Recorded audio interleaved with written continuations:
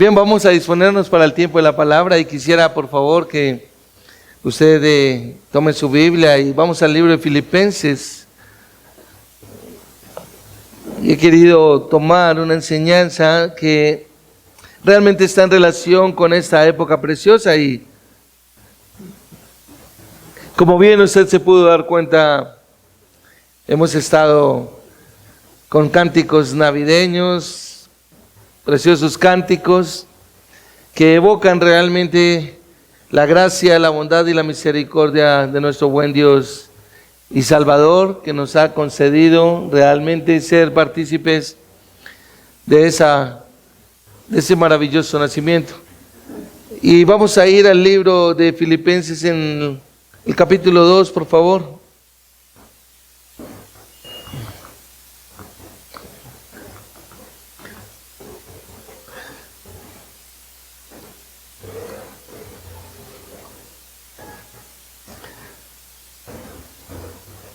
El título de la enseñanza que he manejado para el día de hoy es Navidad, una celebración para todo el año, que debería durar todo el año.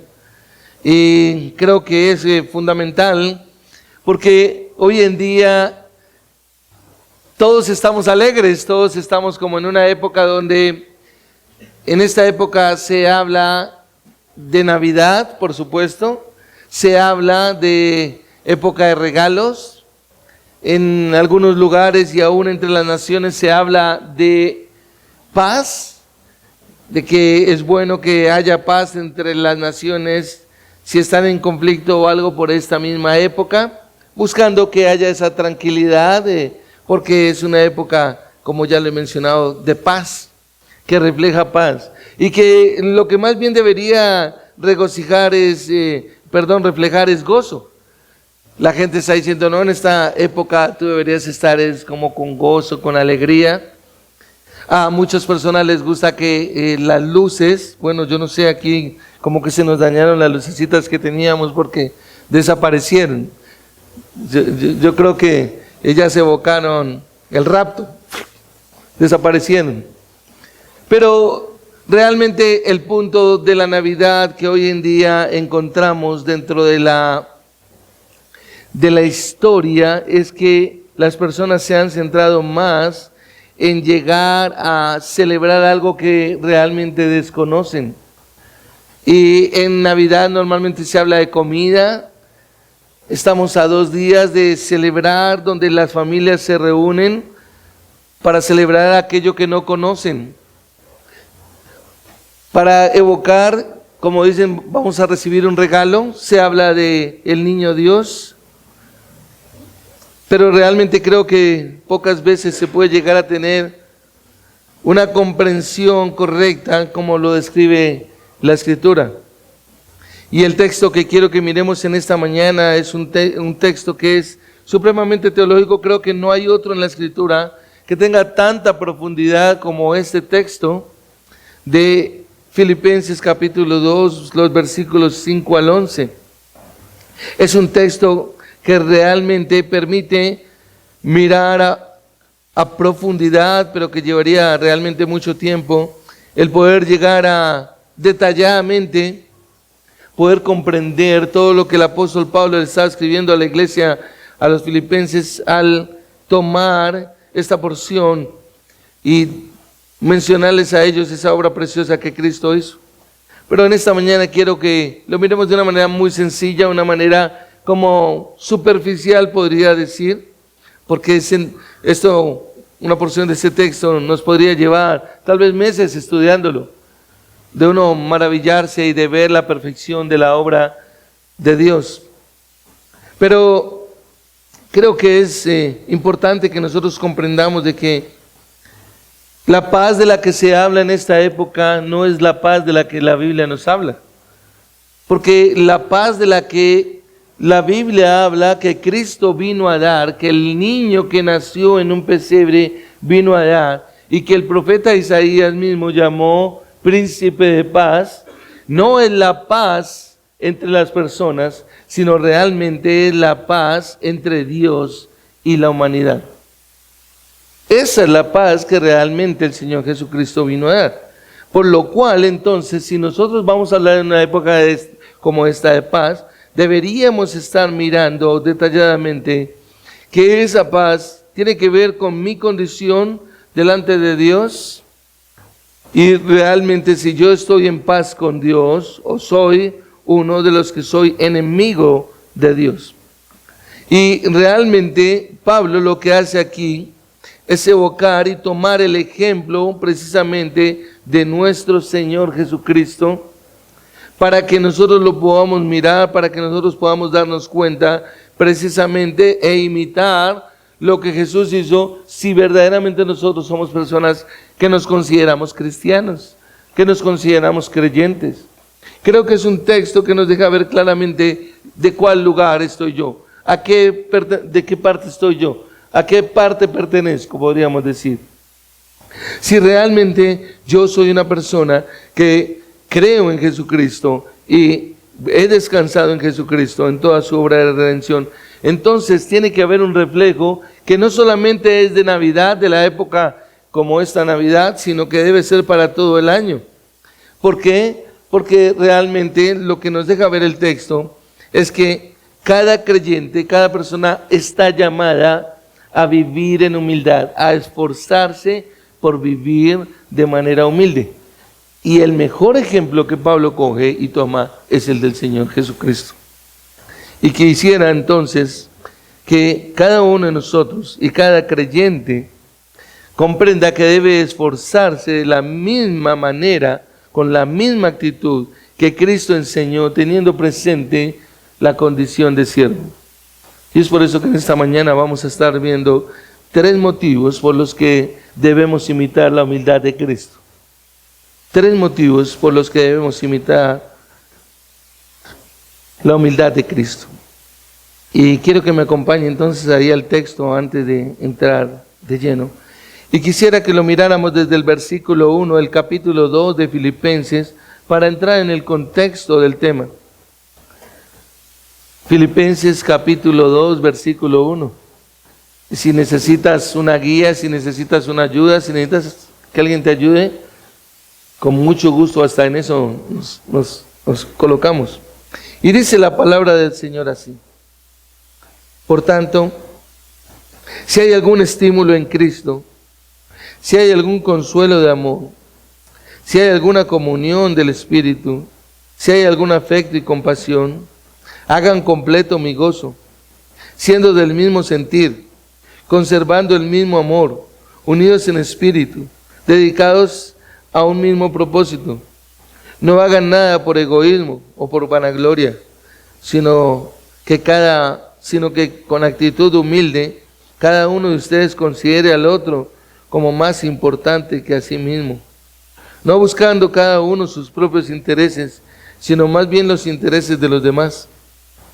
Haya pues en ustedes esa actitud que hubo también en Cristo Jesús, el cual, aunque existía en forma de Dios, no consideró el ser igual a Dios como cosa a que aferrarse, sino que se despojó a sí mismo, tomando forma de siervo, haciéndose semejante a los hombres, y hallándose en forma de hombre, se humilló él mismo, haciéndose obediente hasta la muerte y muerte de cruz. Por lo cual Dios también lo exaltó hasta lo sumo y le confirió el nombre que es sobre todo nombre, para que al nombre de Jesús se doble toda rodilla de los que están en el cielo y en la tierra y debajo de la tierra, y toda lengua confiese que Jesucristo es Señor, para gloria de Dios Padre. Quiero que por favor me acompañen en oración. Padre, te damos gracias, amado Dios, porque hoy podemos, Señor, como asamblea y como cuerpo, exaltar el nombre de nuestro Señor Jesucristo, adorarle a Él, Señor, reconocer su grandeza y su magnificencia,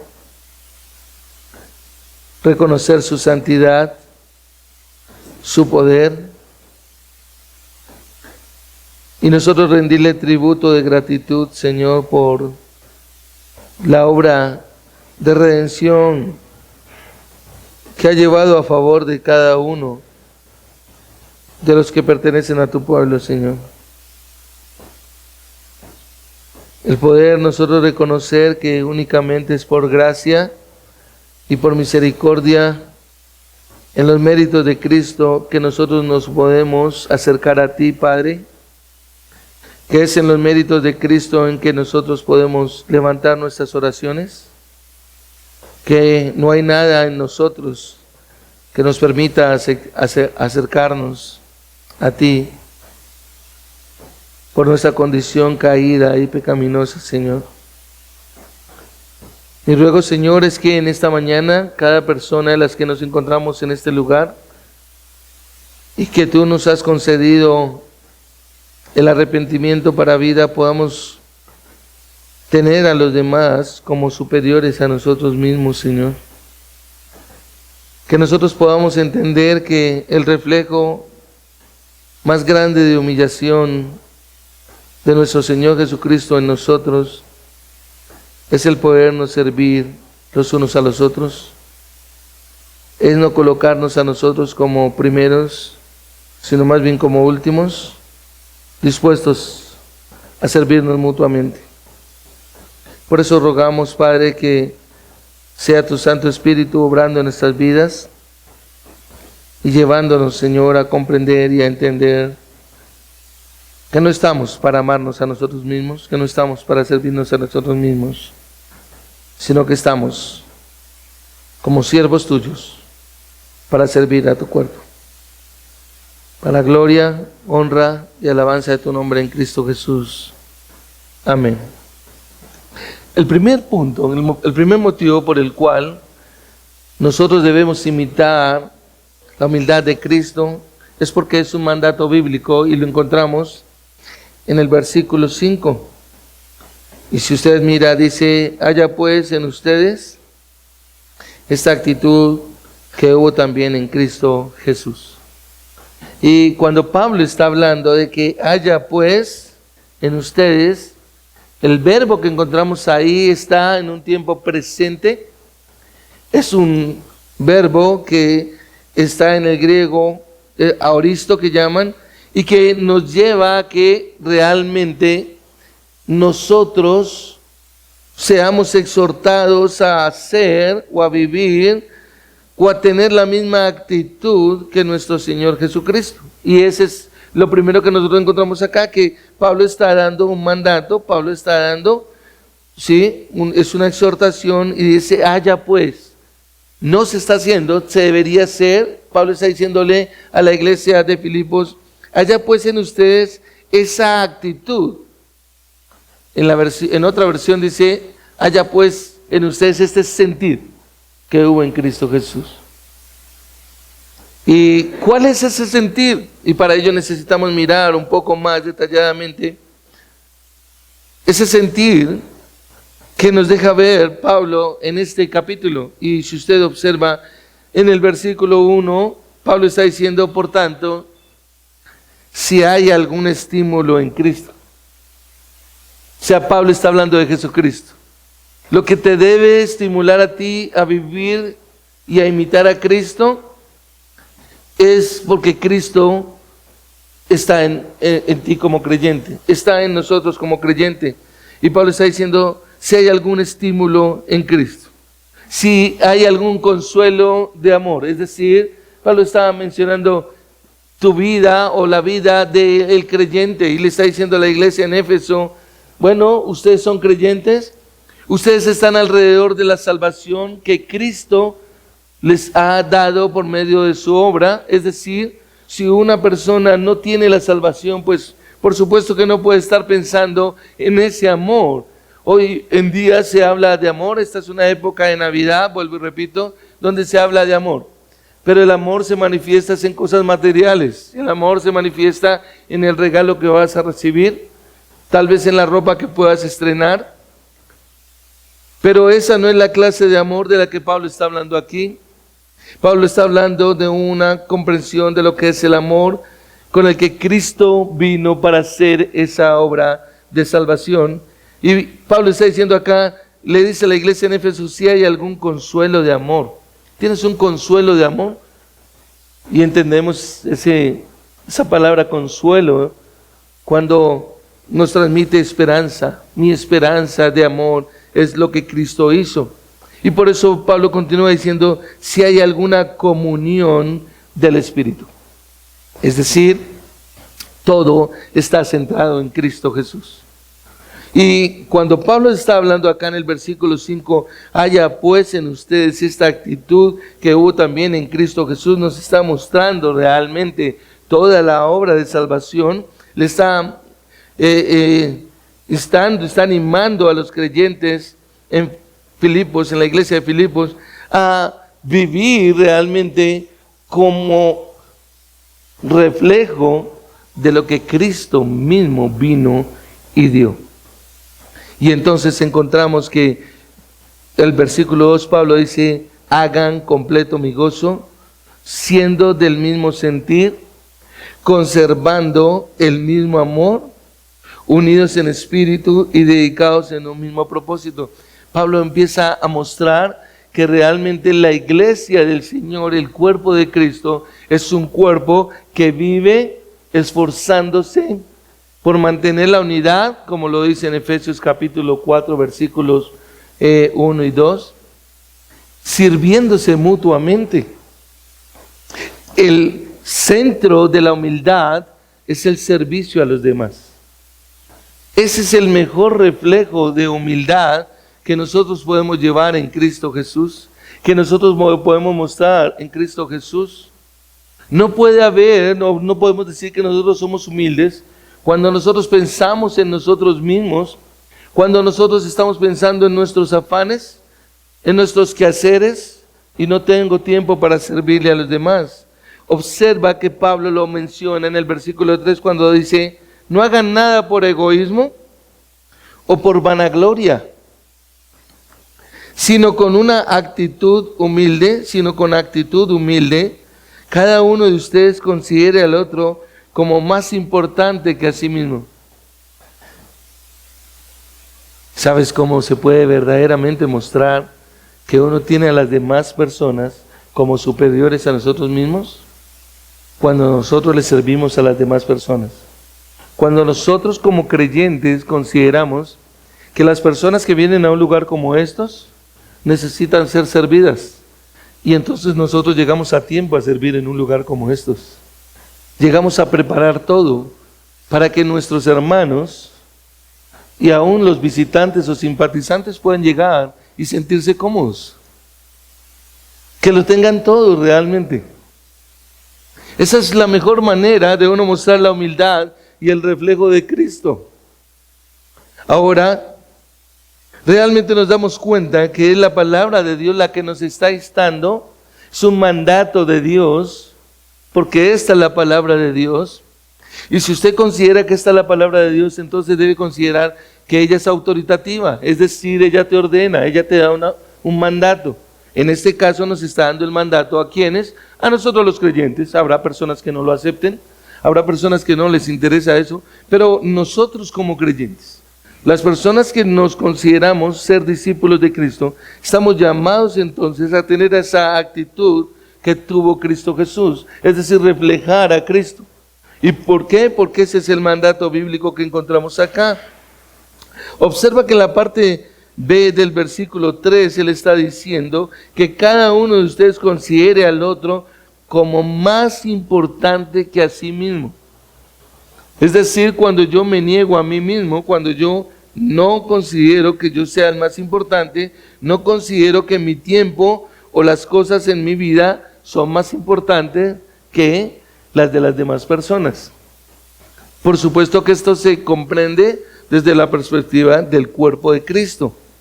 Y el versículo 4 observa que Pablo lo refuerza más con respecto al versículo 3, porque él dice, no buscando cada uno sus propios intereses, sino más bien los intereses de los demás. Es decir, es completamente un pensamiento a morir al yo. A verdaderamente siempre estar pensando que debemos mostrar a Cristo Jesús en nuestras vidas. Y por eso entonces Pablo en el versículo 5 está diciendo, haya pues en ustedes. Haya pues.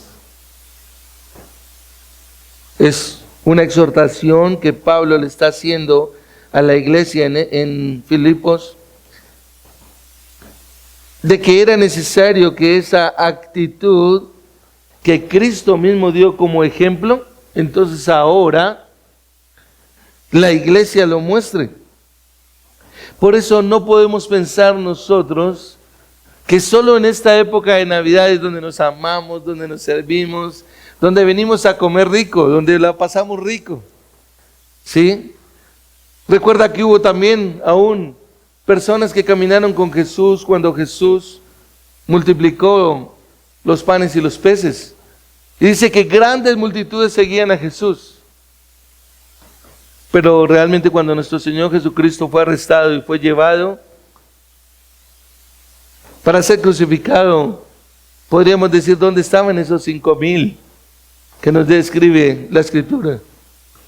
A los cuales alimentó sin contar a las mujeres y a los niños. La vida como creyentes no puede ser de solamente una época como esta donde sentimos como ese ambiente bonito, ese ambiente de casa. Si usted se da cuenta, cuando termina la Navidad, cuando como que termina el Año Nuevo también, que está ahí pegado, como dicen, la gente siente como una especie de tristeza, una especie de preocupación, porque empieza un nuevo año que no sabe qué le trae, porque vuelve el temor. En esta época se olvidan como los temores, se va la ansiedad. ¿Por qué?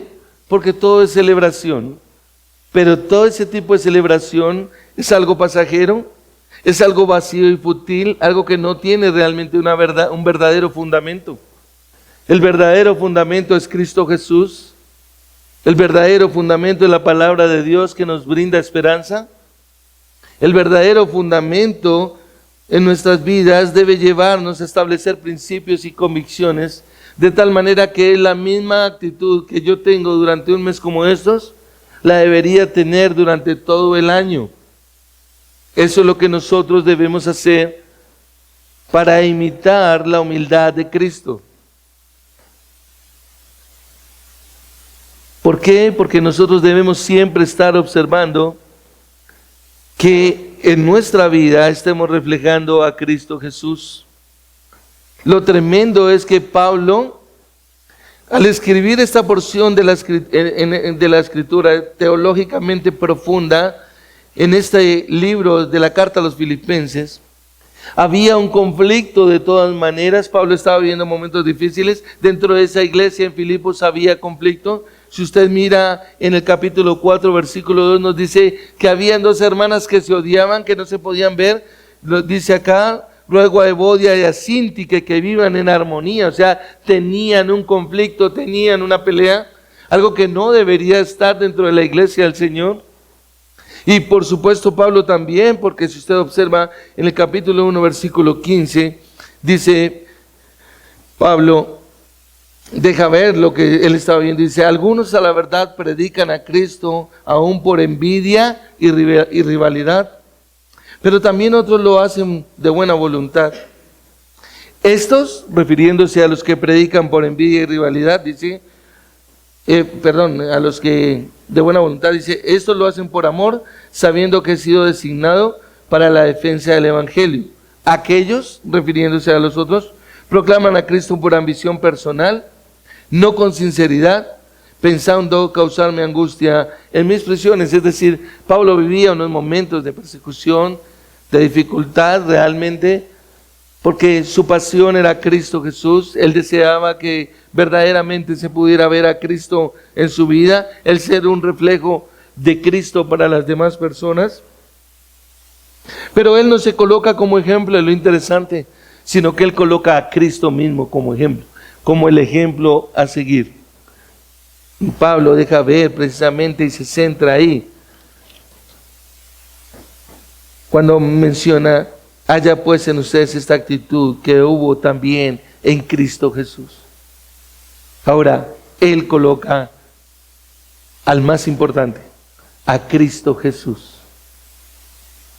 Cristo debería ser el centro de cada creyente en cada momento de su vida. No solamente en esta época, sino en cada momento de su vida. Durante todo el año debería estar mostrando a Cristo en su vida como el centro, en esa actitud de humildad. Recuerda que Pablo está diciendo: con una actitud de humildad, cada uno de ustedes considerando al otro como más importante que a sí mismo. Pero ¿sabes cuál es el problema? Aquí encontramos un problema. Y es que las personas no conocen a Cristo Jesús, no saben realmente quién es Cristo Jesús. Algunos han escuchado de un niño Jesús. Aún lastimosamente dentro de la iglesia cristiana encontramos padres hablándole a los hijos, diciéndoles el traído del niño Jesús. Alguna vez tuve problemas con una familia en la iglesia predicando porque enseñé que realmente Cristo era el único que se llevaba la gloria en la Navidad, por supuesto el Padre, y que realmente no podíamos seguir engañando a los hijos diciéndoles que el niño Jesús le trajo el regalo. Y recuerdo una familia que se levantó después de que yo terminé de predicar y enfurecida me dijo que había desvelado los ojos de los niños al decirles que no existía como tal el traído. Nosotros tenemos que ser hombres y mujeres que hablamos precisamente de Dios en el significado de lo que la palabra de Dios nos enseña. A mostrar a Cristo Jesús. ¿Por qué? Porque precisamente esta porción de la Escritura nos deja ver una obra maravillosa de quién es Cristo Jesús. Cristo Jesús es Dios. Cristo Jesús es el Dios encarnado. Cristo Jesús es el que tomó forma de siervo para venir a morir en una cruz. Juan capítulo 1, versículo 1 nos lo dice, que en el principio el verbo estaba con Dios y que el verbo era Dios. Es decir, muchas personas aún tienen y creen que Jesucristo nació cuando nació de aquella virgen. Pero nuestro Señor Jesucristo estaba antes de encarnar, porque Él es Dios, es el Dios eterno, es el Dios del Antiguo Testamento, es el Dios de la eternidad, es el Dios que nos dice la Escritura que creó todo esto, todo el universo lo creó Él. Entonces nosotros tenemos que empezar a contemplar un poco más detalladamente y a meditar con más cuidado por qué Pablo está diciendo: haya pues este sentir que hubo en Cristo Jesús, que hubo también en Cristo Jesús. Ese sentir realmente que llevó a mostrar la humildad de ese Dios santo, de ese Dios maravilloso, de ese Dios precioso. Sin embargo, sabemos que hay un enemigo y ese enemigo no quiere que realmente se dé a conocer el verdadero significado de la Navidad, a que usted que me está escuchando a mí siente un poco más la cabeza, contemple más de que no son solamente momentos de emoción y de alegría, sino que verdaderamente tiene un significado más profundo. Porque si tú miras en 2 Corintios capítulo 4, versículo 4, nos dice que el Dios de este siglo, el Dios con minúscula, no es el Dios grande y poderoso, no es el Dios santo, sino se refiere a Satanás. Dice que el Dios de este siglo cegó el entendimiento de los incrédulos para que no les resplandeciese la luz del glorioso evangelio de Cristo Jesús. Le invito a que vaya en su Biblia a esa porción de la Escritura sin perder Filipenses. Y ahí lo va a encontrar un poquito atrás, no se mueva mucho. 2 Corintios 4:4. ¿Por qué lo invito? Para que usted mismo constate con sus ojos de que es la Escritura la que lo está diciendo. Y dice el versículo 4, en los cuales el Dios, mira que está en minúscula, de este mundo ha cegado el entendimiento de los incrédulos. Es el Dios de este siglo el que ha oscurecido el entendimiento de los incrédulos. ¿Para qué? Con un propósito. ¿Cuál es ese propósito? Que no vean el resplandor del Evangelio de la gloria de Cristo.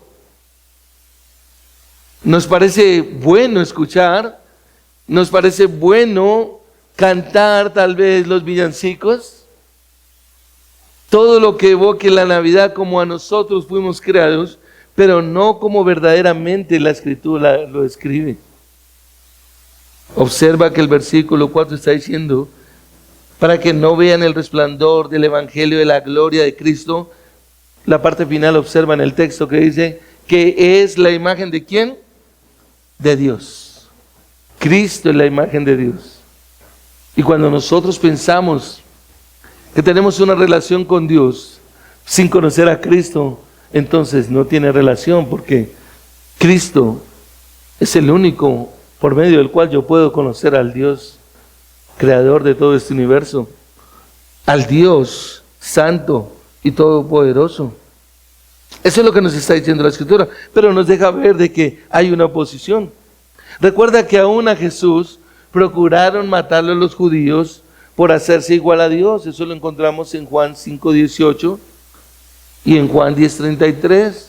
Cuando lo querían apedrear, ¿por qué? Por llamarse hijo de Dios. Hoy en día, mucha gente dice conocer y haber escuchado del niño Jesús, que recuerda la natividad, que recuerda que es una época de regalos, una época de amor, una época de paz, como ya lo he mencionado, pero difícilmente comprenden la obra que llevó él a cabo, y precisamente es lo que nosotros tenemos que mirar, porque es el milagro de la encarnación central del cristianismo. Es ahí donde nosotros nos centramos, en que el Hijo de Dios se hizo hombre. Dice el versículo 6, el cual, aunque existía en forma de Dios, no consideró el ser igual a Dios como algo a que aferrarse, sino que se despojó a sí mismo, tomando forma de siervo, haciéndose semejante a los hombres. Es la encarnación, es el milagro central del cristianismo, la suprema y maravilla obra que Dios haya hecho. Realmente es lo más hermoso, es lo más precioso que nosotros podemos encontrar. Cómo el Dios del universo se hace hombre, se hace un siervo, toma forma de hombre. Y cuando estamos evocando aquí la humildad a la que Pablo le está diciendo a la iglesia en Éfeso, que esa debe ser la actitud, una actitud semejante a la de Cristo Jesús, que hemos visto en los versículos 1 al 4, como ya lo he mencionado, cuando él dice, hagan completo mi gozo, siendo del mismo sentir, conservando el mismo amor, unidos en espíritu, dedicados al mismo propósito. No hagan nada por egoísmo, por vanagloria, sino con actitud humilde. Cada uno de ustedes considere como más importante que a sí mismo a los demás, no buscando cada uno sus propios intereses, sino más bien los intereses de los demás. Es decir, cuando yo soy una persona que creo que mi tiempo, que el tiempo es mío, que el espacio es mío, que el confort es mío, que las cosas materiales son mías, entonces yo no tengo la actitud de Cristo, yo no estoy reflejando a Cristo. Pero Pablo está dando ese mandato.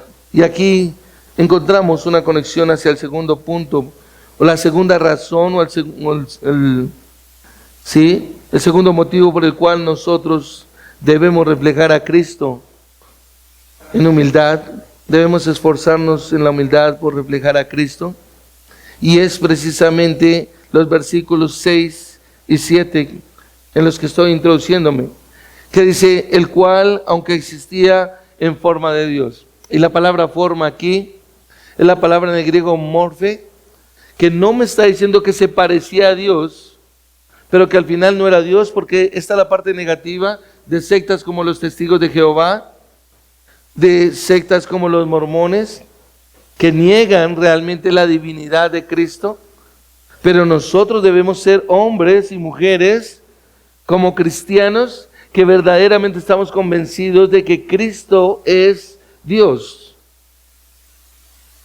No solamente como aquel que vemos nacer en un pesebre, sino que verdaderamente es el Dios que encarnó, es el Dios que tomó forma de hombre. Y por eso él lo menciona acá. Observa, no lo vamos a ver de manera profunda, pero que él dice, el cual aunque existía, observa que el texto dice, el cual aunque existía en forma de Dios. Es decir, cuando encontramos la palabra forma, ¿sí?, que es morfe en el griego, está haciendo referencia a sustancia, a naturaleza, de la misma naturaleza, como lo dice el credo inicial, de la misma naturaleza del Padre. Eso es lo que nos está diciendo aquí Pablo. Pero que ese Dios, que es Cristo Jesús, no consideró el ser igual a Dios como cosa a que aferrarse. Y aquí empieza cada vez a bajar más, a humillarse más, a descender más. Es un descenso realmente vertiginoso. ¿Por qué? Porque él no consideró el ser igual a Dios.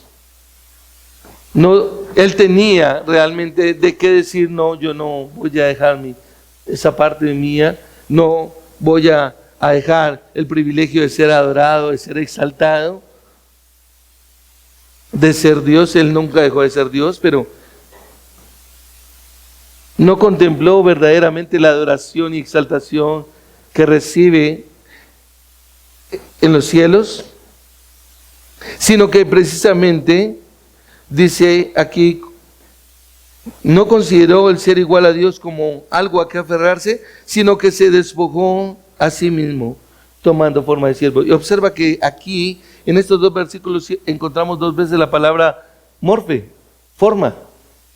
Él deja su forma de ser igual a Dios como cosa a que aferrarse. ¿Y qué hace ahora? Entonces toma la forma de siervo, toma la forma de hombre. Observa que dice el texto, haciéndose semejante a los hombres. Es decir, el Dios santo, el Dios todopoderoso, el Dios creador del universo, no se aferra a su condición de ser Dios y se humilla tomando la forma del hombre, es decir, la de un siervo. No de parecerse a un siervo, no de parecerse a un hombre como muchos dicen que realmente no era hombre. No, nosotros por eso creemos que Jesucristo era 100% Dios y 100% hombre. Y dice, haciéndose semejante ¿a quién? A los hombres. Jesús se despoja de su condición de ser igual a Dios para hacerse hombre, se humilla realmente, se pone en nuestra condición. Y es precioso, ¿por qué? Porque si usted observa, aquí la palabra nos está diciendo que se hace semejante a los hombres. ¿Sabe qué es usted y sabe qué soy yo? ¿Sabe qué somos nosotros? Siervos. Y la palabra siervos es esclavo. Usted y yo somos esclavos.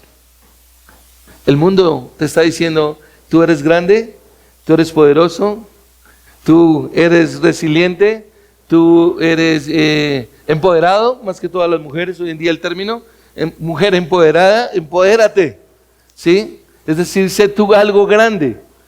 Pero sabes una cosa, la Biblia dice que tú y yo somos siervos, somos esclavos. Esa es nuestra condición. ¿Te guste o no? Somos esclavos.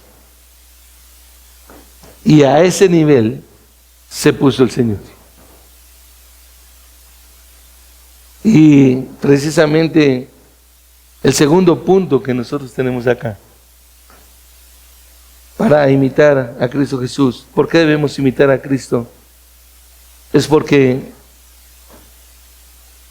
es el Dios que se hizo hombre para salvarnos, que se humilló para salvarnos. Mira, lo tenemos ahí en el versículo 6 y 7. El no considerarse el igual a Dios como cosa que aferrarse, sino que se despojó a sí mismo, tomando forma de siervo, haciéndose semejante a los hombres, y hallándose en forma de hombre, se humilló él mismo, haciéndose obediente hasta la muerte y muerte de cruz. Creo que uno de los problemas que tenemos hoy en día es que perdemos una visión correcta de quién es Cristo Jesús. Porque nos lo han vendido como un niño, el niño Jesús, el niño que nació en un pesebre. Y nos acordamos de Él en diciembre, pero en el resto del año no nos acordamos de Él. En el resto del año no vivimos como Él. Escuchamos una exposición de estas y tal vez podemos quedarnos pensando, wow, sí, qué tremendo. Pero al momento podemos estar pensando a quién le sirven el plato más grande de comida. Al momento podemos estar pensando que yo merezco tal vez un lugar donde el ventilador me dé más fresco a mí, a que se lo dé a otros. Estoy pensando más bien en el lugar donde yo más quede cómodo que otro que le puede servir. Es muy fácil olvidarnos verdaderamente de lo que la Escritura nos muestra, de lo que Cristo hizo al humillarse y al tomar esa forma de siervo, semejante a la nuestra, como lo dice la Escritura acá. Necesitamos entonces comprender que Cristo mismo se humilla al tomar esa forma de hombre semejante a nosotros. Y el versículo 8 observa que dice, y hallándose en forma de hombre, se humilló él mismo, haciéndose obediente hasta la muerte y muerte de cruz. Es decir, el Señor Jesucristo vino, ¿para qué? Para morir por nuestros pecados, por nuestra condición caída y pecaminosa. Y es lo que nosotros verdaderamente tenemos que ver a cada momento de nuestra vida, el querer parecernos a Cristo Jesús. Ahora, Él tenía por qué humillarse, Él tenía por qué quedarse en su lugar, en su posición. Él es Dios, Él estaba siendo exaltado, Él recibe toda la gloria, Él recibe toda la honra, Él recibe toda la adoración. Pero tú y yo, al tener la condición de siervo, nosotros no tenemos nada. Es lo más bajo que hay. Esta palabra siervo, que es doulos en el griego, Pablo, cuando hace referencia aquí a ese siervo, está haciendo referencia a los remeros, a los hombres que remaban en los barcos como esclavos, y habían dos niveles. Unos que manejaban unos remos largos, y otros un poco más cortos, pero era más difícil, y eran los que estaban en la parte más baja de los barcos, y esos eran, digamos, que los esclavos más bajos, digámoslo así, si hablamos de categorías entre los esclavos. Y esa clase de siervo a la que Pablo se refiere aquí está haciendo referencia. O sea, hablando de que nosotros, tú y yo, no tenemos como, ¿dónde más bajo vamos? ¿A dónde más bajo vamos? Es a ese tipo de siervo que Pablo se está refiriendo. O sea, nuestra condición de siervo no nos lleva a bajarnos más. Sin embargo, nos está diciendo que nos humillemos de la misma manera como el que sí tenía para decir, no lo voy a hacer, lo hizo. Que es rebajarse a la condición de nosotros los hombres. Y observa que el versículo 8 dice, y hallándose en forma de hombre, se humilló él mismo.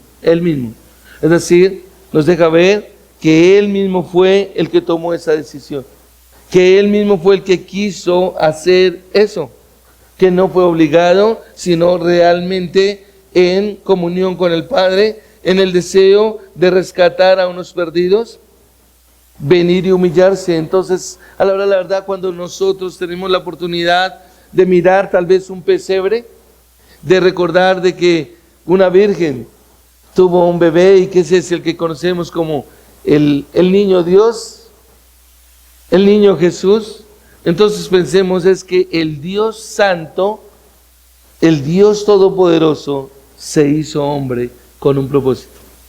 ¿Cuál? Venir a morir en una cruz. ¿Por quién? Por todos aquellos que ponen su confianza y su esperanza en Él. No es por toda la humanidad. No es toda la humanidad. Y tal vez a usted no le guste escuchar esto, pero no es por todos que Cristo murió. Cristo murió solo por aquellos que colocan su esperanza, su confianza en Él. Aquellos que dicen solamente en Jesucristo hay salvación y mi confianza la voy a poner en Él, porque Dios ha prometido que todo aquel que en Él crea no se pierda, sino que va a tener vida eterna.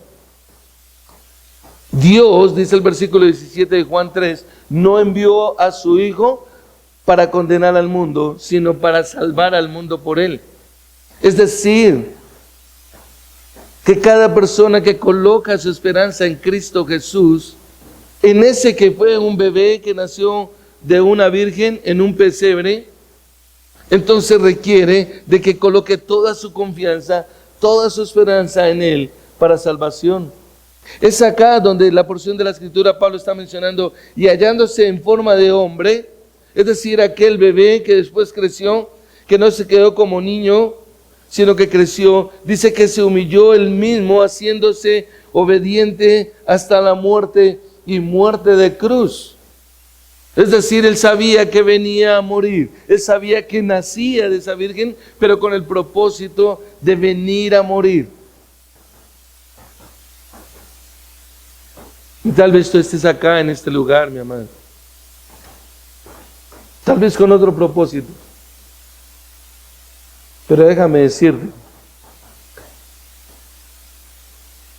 que la Navidad siempre te va a estar recordando de que escuchaste el Evangelio de Dios, de que escuchaste de que Dios envió a su Hijo para salvar a todo aquel que en Él cree, que en Él confía y que pone su esperanza.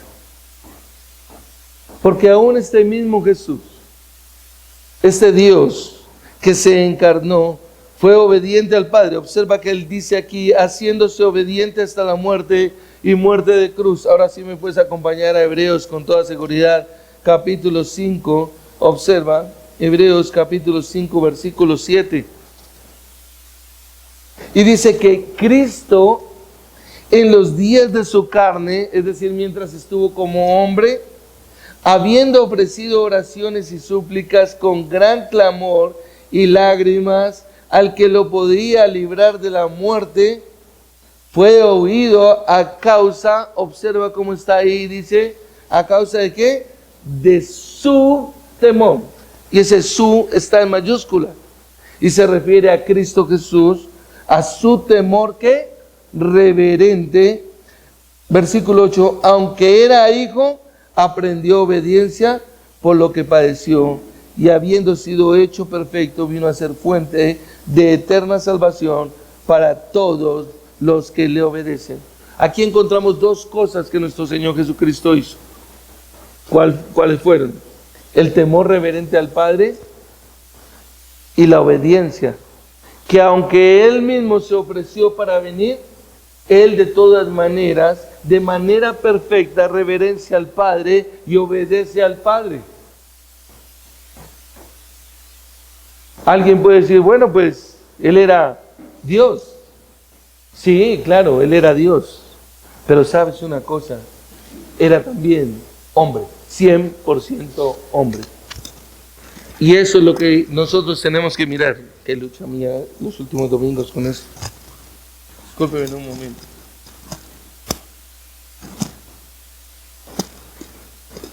Entonces, realmente lo que nos podemos dar cuenta acá es que dos cosas está teniendo nuestro Señor Jesucristo. ¿Cuáles son? Uno, el temor reverente, y dos, la obediencia. Ahora, si lo hizo el Hijo de Dios, que no tenía por qué hacerlo porque era Dios, lo hizo, ese temor reverente, tuvo ese temor reverente para con el Padre y fue obediente para con el Padre, ¿cuánto más nosotros que somos simplemente siervos?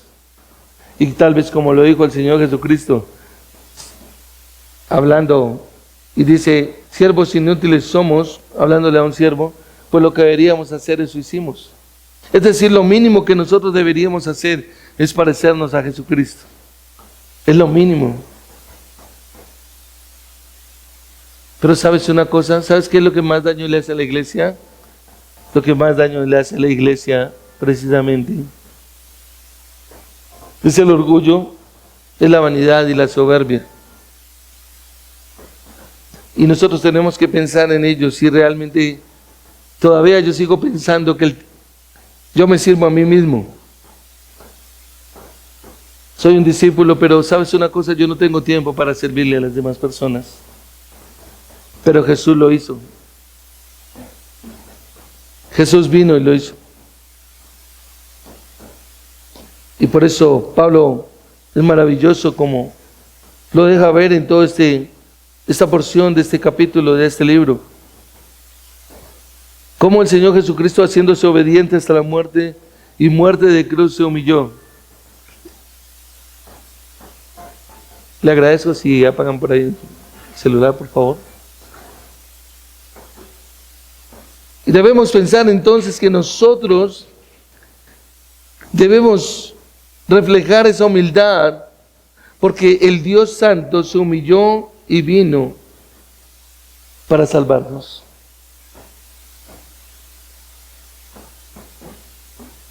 Y nosotros tenemos que pensar verdaderamente en su obediencia, porque esa obediencia llevó al alcance de la redención. Y cuando encontramos aquí que dice que en los días de su carne, ofreciendo ruegos y súplicas con clamor y lágrimas al que lo podía librar realmente, ¿sí? Tiene que llevarnos a contemplar: ¿por qué me niego yo a hacer lo mismo que hizo mi Señor Jesucristo? Si Él lo hizo por mí, ¿quién? ¿Un pecador? ¿Alguien que lo aborrece? ¿Alguien que lo odia? ¿O que lo odiaba en algún momento? Pero que en gracia y misericordia me concedió precisamente poderlo mirar de manera diferente. Como dice Pablo en Romanos capítulo 5, versículo 6, esa obediencia hasta la muerte de nuestro Señor Jesucristo es porque Cristo, cuando aún éramos débiles, a su tiempo murió por los impíos, dice la Escritura. A su tiempo murió por mi pecado, por toda mi transgresión. Tengo que verdaderamente parar por un momento en mi vida y decir: ¿a qué le estoy corriendo en este mundo? ¿Verdaderamente la gente ve en mí a Cristo Jesús?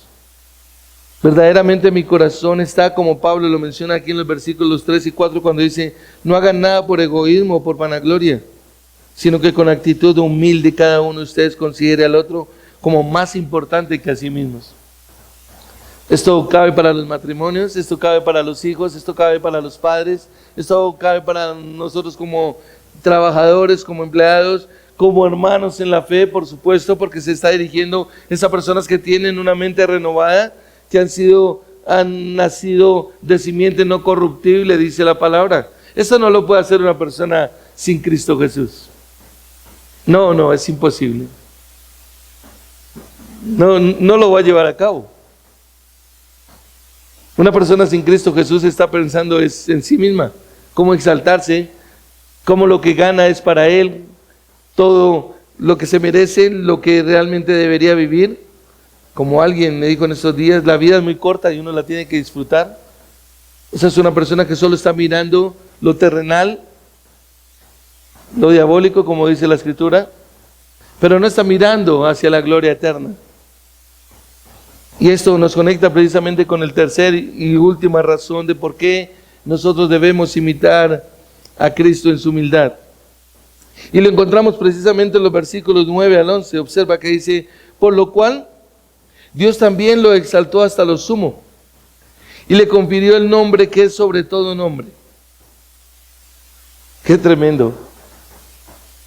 Porque nosotros los hombres no le damos la gloria que le pertenece a Dios. Ningún hombre en toda la historia de la humanidad ha recibido el desprecio y la difamación del Hijo de Dios. Ningún hombre durante toda la humanidad, por más maltratado que haya sido, ha recibido el trato que nuestro Señor Jesucristo recibió en su encarnación aquí en la tierra. Por el mismo pecador por el que Él vino a morir. Cristo vino a morir por todo aquel que en Él cree, que en Él confía, que en Él pone su esperanza. Pero muchos, a la vez, lo que hacen es odiarlo, menospreciarlo y por supuesto ni siquiera aceptarlo como Dios. Algunos piensan, no, pues era alguien como con una cierta naturaleza espiritual o cierta condición. Acuérdense que en aquella época del Nuevo Testamento estaba ese gnosticismo que llevaba a pensar a los hombres, a llevarlos a pensar de que no solamente Cristo era suficiente, sino que realmente ellos tenían que tener un nivel de conocimiento mucho más alto, o que tenían que hacer algo especial, un cierto ritualismo. Pero verdaderamente nosotros tenemos que considerar que Cristo Jesús es el Dios encarnado que vino y se humilló, ¿sí? Pero lastimosamente es el mismo hombre, el mismo por el que Cristo vino y se humilló para salvarle y redimirle de su pecado, que más lo menosprecia, que más se burla y que más lo humilla. Pero ¿sabe qué es lo interesante, mi amado? Que aquí el Padre y la Santa Palabra dice, por lo cual Dios también lo exaltó hasta lo sumo y le confirió el nombre que es sobre todo nombre. Dios se encarga de exaltar a su Hijo. El Padre no lo va a dejar sin gloria. Y nosotros realmente podemos ver esto en Isaías capítulo 45, acompáñame allá. Recuerda que Isaías fue escrito 700 años antes de la venida de nuestro Señor Jesucristo. Algunos escépticos les cuesta trabajo realmente llegar a aceptar la verdad de la profecía en cuanto a nuestro Señor Jesucristo y el cumplimiento en Él. Pero observa lo que dice el Padre aquí con respecto por medio del profeta Isaías, en Isaías 45, versículo 21 en adelante. Vamos a leerlo. Dice: declaren y presenten su caso. Sí, que deliberen juntos. ¿Quién ha anunciado esto desde la antigüedad y lo ha declarado desde entonces? ¿No soy yo el Señor? No hay más Dios que yo, un Dios justo y salvador. No hay ninguno fuera de mí. Pero mira lo que dice ahora Dios: vuélvanse a mí y sean salvos todos los términos de la tierra, porque yo soy Dios y no hay ningún otro. Por mí mismo he jurado, ha salido de mi boca en justicia una palabra que no será revocada. ¿Cuál es esa palabra? Que ante mí se doblará toda rodilla y toda lengua jugará a lealtad. Esta es la porción de la escritura que Pablo toma al escribirla aquí en el libro de Filipenses. Y sabes una cosa, Pablo lo que está declarando es que al final todo hombre va a terminar declarando que Jesús es el Señor. Y es lo que él menciona aquí en el versículo 9, por lo cual Dios también lo exaltó hasta lo sumo y le confirió el nombre que es sobre todo nombre, para que al nombre de Jesús se doble toda rodilla de los que están en el cielo y en la tierra y debajo de la tierra, y toda lengua confiese que Jesucristo es Señor, para gloria de Dios Padre. ¿Sabes una cosa, mi amado? Aquí podemos encontrar una forma positiva y una forma negativa. La forma positiva es a aquellas personas que reconocen su condición caída y pecaminosa y que reconocen que Jesucristo es el único Señor en el cual hay salvación y en el cual hay perdón de pecados. Es el único camino por el cual Cristo redime nuestro pecado, nuestra maldad, y hay un acceso delante del Padre Celestial. Nadie se puede acercar al Padre La Biblia dice que Dios es tan santo que nadie le puede ver. La Biblia dice que Dios habita en luz inaccesible, donde nadie ha estado ni está, porque nadie puede verle y seguir con vida. Sin embargo, nuestro atrevimiento es tan grande que pensamos que sin Cristo y que todos nos acercamos a Dios por cualquier camino. Pero no es cierto. Solo Cristo es el único camino. Y lo que el Padre está diciendo acá, en la profecía de Isaías, y ahora Pablo está evocando ese texto bíblico, está diciendo que todos aquellos que le confiesan y que se humillan delante de Cristo, ¿sí?, entonces el Padre los tomará. Pero también en forma negativa nos deja ver que llegará un momento donde todo hombre, quiera o no quiera, va a tener que confesar a Cristo Jesús como Señor. No lo confesará en su vida, porque ya será muy tarde. Porque llegará el momento del juicio, cuando Dios hará que toda rodilla sea doblada, sea quebrada, dice la palabra. Y tendrá que confesar: tú eres el Señor. Pero no será Señor para salvación, porque ya estará en los tiempos finales del juicio. Pero creo que una época como esta, mis amados, nos tiene que llevar a pensar y a contemplar verdaderamente nuestra vida delante de Dios. Que si nosotros afirmamos en la forma positiva de que Jesucristo es el Señor de nuestras vidas y que Él es el único en el cual hay remisión, perdón de pecados, entonces nosotros debemos reflejar esa humillación como la que Él llevó a cabo, sirviéndole a los demás, mostrando durante todos los 12 meses del año de que nuestra vida no es nuestra, sino es de Cristo, y que mi reflejo de Cristo es cuando yo le sirvo a los demás y los tengo como superiores a mí, como lo dice Pablo acá, no teniendo a los demás, no buscando cada uno su propio interés, sino más bien los intereses de los demás. No con una actitud humilde, cada uno de ustedes considerando a los otros como más importantes. En otra versión dice como superiores a nosotros mismos. Es cuando yo siempre estoy pensando en cómo le sirvo a los demás, cómo le ayudo a los demás, cómo puedo realmente mostrar a Cristo en mi vida. Es a ello a lo que se refiere la Escritura. Y por eso entonces Pablo está diciendo en los versículos 10 y 11, para ir al final, para que al nombre de Jesús se doble toda rodilla de los que están en el cielo y en la tierra y debajo de la tierra, y toda lengua confiese que Jesucristo es Señor, para gloria de Dios Padre. Ahora, el nombre que Dios le confirió sobre todo nombre es el nombre del Señor.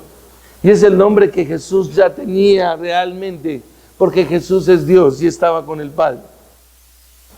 Y el nombre realmente no está evocando el nombre de Jesucristo, porque el nombre de Jesús era muy común en aquella época.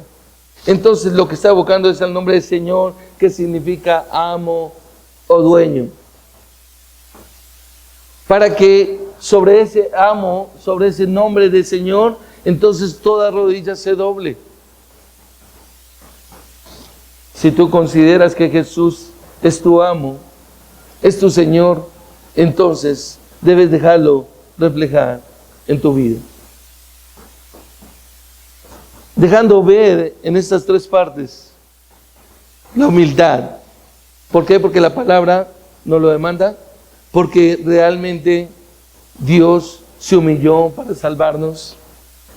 Y tercero, porque Dios exalta al humilde. Ese es el tercero.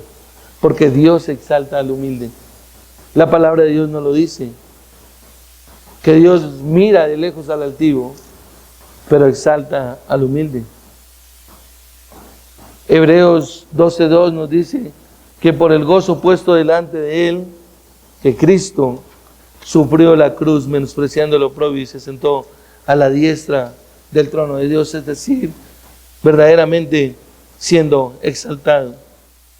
Y lo interesante es que Pedro lo explica en el tema predominante de los profetas del Antiguo Testamento, porque el tema en el Antiguo Testamento era el sufrimiento del Mesías y la gloria postrera. Y ellos lo que hicieron fue buscar, como Pedro lo dice en 1 Pedro capítulo 1 versículo 11, qué persona y qué tiempo indicaba el Espíritu de Cristo, es decir, el Mesías, que estaba en ellos, el cual anunciaba de antemano los sufrimientos de Cristo y las glorias que vendrían tras ellos. Pablo lo estableció aquí de la misma manera como Pedro lo dijo en esos primeros 4 versículos que vimos al principio y con los cuales quiero cerrar, mi amado. Por tanto, dice Pablo, si hay algún estímulo en Cristo, si hay algún consuelo de amor, si hay alguna comunión del Espíritu, si hay algún afecto de compasión, hagan completo mi gozo, siendo del mismo sentir, conservando el mismo amor, unidos en espíritu, dedicados a un mismo propósito. No hagan nada por egoísmo o por vanagloria, sino con actitud humilde cada uno de ustedes considere al otro como más importante que a sí mismo, no buscando cada uno sus propios intereses, sino más bien los intereses de los demás.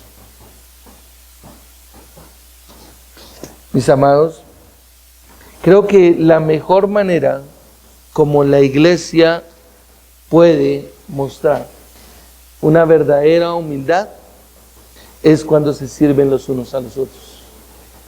Cuando las personas verdaderamente son conscientes de que fueron rescatados por gracia y misericordia del Señor y forman parte del cuerpo de Cristo para mostrar a Cristo en sus vidas, no para vivir cada uno en su propia vanagloria. Realmente tenemos que pensar que la iglesia de hoy tiene que ser una iglesia que muestre verdaderamente a Cristo Jesús. El llamado que nos hace la Escritura en esta mañana es a vivir de manera humilde, a vivir de manera como Dios lo ha establecido, y por eso, como Pablo lo mencionó, haya pues en ustedes el mismo sentir que hubo en Cristo Jesús. Ese es el llamado que nos hace la Escritura a nosotros hoy en día, a vivir de la misma manera como Cristo vivió, a mostrar esa humildad, a servirnos mutuamente y a pensar constantemente en la humillación que Él llevó a cabo para poder rescatarnos de nuestra maldad, de nuestra condición caída, de nuestro pecado. Vamos a orar. Padre, gracias te damos, amado Dios, por este tiempo. Gracias por tu palabra, Señor. Rogamos en esta mañana, Señor, que nosotros podamos entender, Señor, que si somos discípulos de Cristo, que si comprendemos, Señor, la humillación que Él llevó a cabo, el rebajarse a nuestra condición, colocarse a nuestro nivel, con el propósito de podernos redimir y de anunciarnos una salvación tan grande. Señor, entonces que nosotros podamos también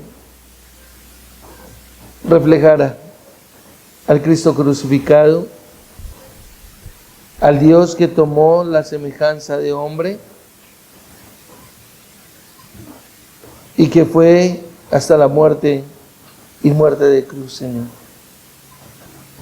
Que nosotros podamos ser hombres y mujeres, Señor,